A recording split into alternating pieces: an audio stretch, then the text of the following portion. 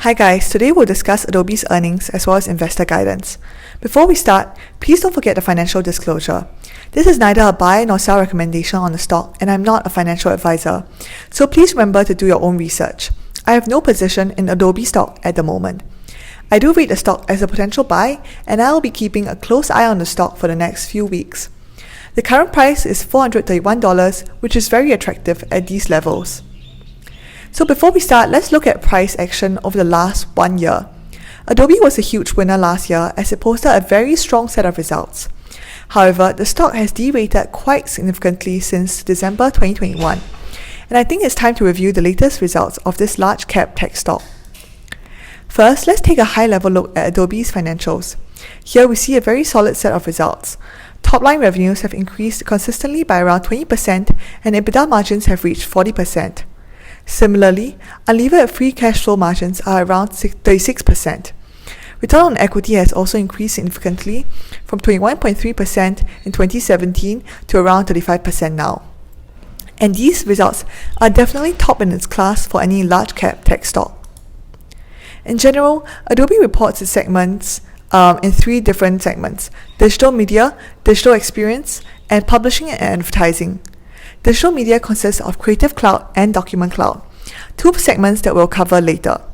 Growth in its top-line revenues have mostly been driven by digital media, which has exhibited around 20% growth every single year, demonstrating strong and consistent execution, driven in part by the company's significant market leadership, general lack of competition, and sizable end markets, which continues to expand. In contrast, digital experience, its second largest segment, has experienced somewhat volatile growth, with growth rates fluctuating between 2% and 30%. Therefore, in terms of proportion of total revenues, durable growth from digital media has increased its proportion of Adobe's revenues from 67% in 2016 to 73% in 2021, compared to a decrease for the remaining 2 segments. Let's start off with the digital media segment. Digital media is made up of Creative Cloud as well as Document Cloud. Creative Cloud is the main driver, bringing in roughly 82% of segment revenues and around 75% of net new ARR, which are annualized recurring revenues. For those who don't know, let's go through each of these segments. Adobe's Creative Cloud is a series of over 20 unique applications that help to facilitate key services across photography, video, web, design, and social media. Most prominently, it is known for Photoshop, which is for editing images, Illustrator, which is for graphic design, and now much more users. Adobe's Creative Cloud helps creative professionals of all types create the best and most beautiful products and designs. Who does it seek to target? According to Adobe's 2021 Financial Day, the company itself estimates a total addressable market of $63 billion by 2024. And this is driven by trends of content-rich creative communication, as well as increased usage of platforms like TikTok and Instagram. And this represents a huge increase of 54% from its 2023 Creative Cloud TAM, which indicates the company's expectations of sustained double-digit growth in this area. By this estimate, the company's FY21 revenues represent only around 15% of the 2024 TAM, which highlights its leadership in this area. According to research by Wells Fargo's, one area which signals the strength of Adobe is its wide array of solutions. While it competes with players in various individual solutions, none of them is a true match for Adobe in terms of breadth of solutions. As a result, Adobe is also able to offer more favorable pricing for its Creative Cloud products. For example, for the entire suite of solutions, individuals will only have to pay $53 a month and only $80 a month for a team to use. Next segment for Adobe is Document Cloud, which consists of 2 main offerings, Adobe Acrobat and Adobe Sign, which revolves around how to sign, convert, and edit PDFs. According to Adobe's 2021 Financial Day, the company itself estimates a TAM of $32 billion by 2024, which also represents a 50% growth from its estimated 2023 total addressable market. By this estimate, the company's revenues for Document Cloud only represents 6% of the potential TAM, and Document Cloud is the fastest growing segment for the company. One tough competition in Adobe Sign is DocuSign, a company that specializes in e-signatures. With higher growth rates, DocuSign has recently overtaken revenues of Adobe Document, which speaks about its strength as a company. On Signaturely, DocuSign also ranks as the winner across many metrics, and an article concludes that DocuSign is the best for medium to large companies, while Adobe Sign is better for smaller companies and individuals. However, I think with Adobe's Acrobat capabilities and PDF ecosystem, DocuSign is not really a direct threat to the company. Moving on to the second largest segment, which is digital experience, this is a product that aims to allow companies to optimize their customer experience and digital commerce, ranging from data insights, content and commerce, and customer journey management. The company is targeting a 2024 total addressable market of $110 billion, up 29% from 2023 estimated TAM, with most of it coming from data insights and content and commerce. This means that FY21 revenues are roughly only 4% of the total addressable market by 2024, and Adobe is actually a small player in this area and has been expanding aggressively through inorganic acquisitions, which is something that does not really sit well with investors, given concerns of overpaying or poor integration. Its latest acquisition was in November 2020, which it paid $1.5 billion for a company called Workfront, which aims to drive work management platform for marketers. Now that we know the key business model, let's go through some of the key risks with the stock. First up, we have worries over the saturation of content growth.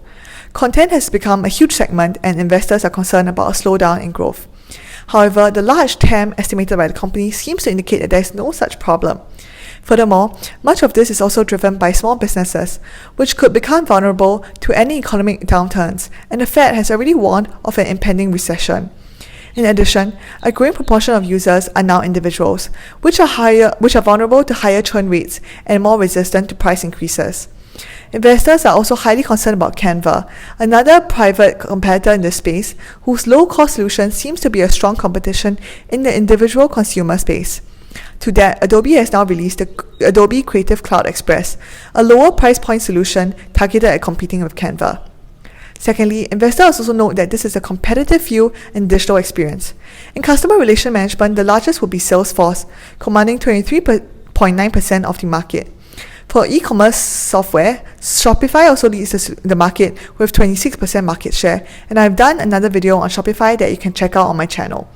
Adobe only has single-digit market share in either market. Therefore, digital experience is the largest wildcard factor in Adobe's share price. And if it can demonstrate significant market share gains, we can see huge significant upside in the stock. Lastly, investors are also worried about the compression in margins. As you can see, digital media commands the highest gross profit margins of 96.3% in 2021, way above digital experience at 65.8%. If the company was to experience lower growth in digital media and higher growth in digital experience, we could potentially see EBITDA and free cash flow margins decreasing over time. Now let's take a quick look at the first quarter FY22 results. For the first quarter of 2022, Adobe beat estimates for total revenue growth, recording $4.26 billion, which was higher than Street's expectations for $4.24 billion. Digital media grew to $3.11 billion, which also came higher than $3.09 billion for Street expectations.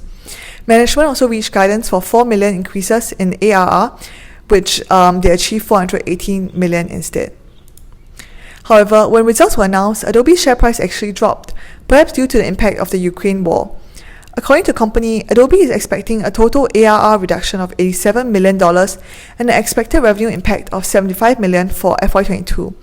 The company also announced total revenue of $4.34 billion for 2022 second quarter, underperforming Street expectations of $4.4 billion. This, coupled with investor fears of competition in the digital experience segment and potential maturation of the Creative Cloud market, has led to an overhang in stock price. To determine if Adobe is a good buy, let's take a look at where the stock trades versus historical results and versus its peers. On a last 5-year basis, Adobe's next 12-month forward PE has been higher than Nasdaq, and this multiple has finally narrowed against the Nasdaq. I also note that the stock is trading near -1 SD of its last 5-year next 12 months EV over sales. If we look at historical graphs, the stock has almost always strongly shot up after reaching such multiples. Similarly, we observe the same with its next 12-month PE chart, where we can see that stock is trading at -1.1 standard deviations of its next 12 months PE multiples. I'll also look at Adobe's multiples against peers, examining its price to sales multiples against its calendar year 2021 to 2023 revenue growth and price to earnings against its earnings growth in a similar period. Adobe definitely trades towards the high end of price to sales multiples at a slight premium to Microsoft, but appears to be slightly more reasonably valued on a PE basis. I think the stock trades at a premium due to the kind of financial profile that it has, with consistent growth and high margins. With that, I think that Adobe is definitely on my watch list for a buy. What do you think? Leave your comments below on whether you have Adobe in your portfolio and whether you are going to buy the stock in the coming few weeks. See you in the next video.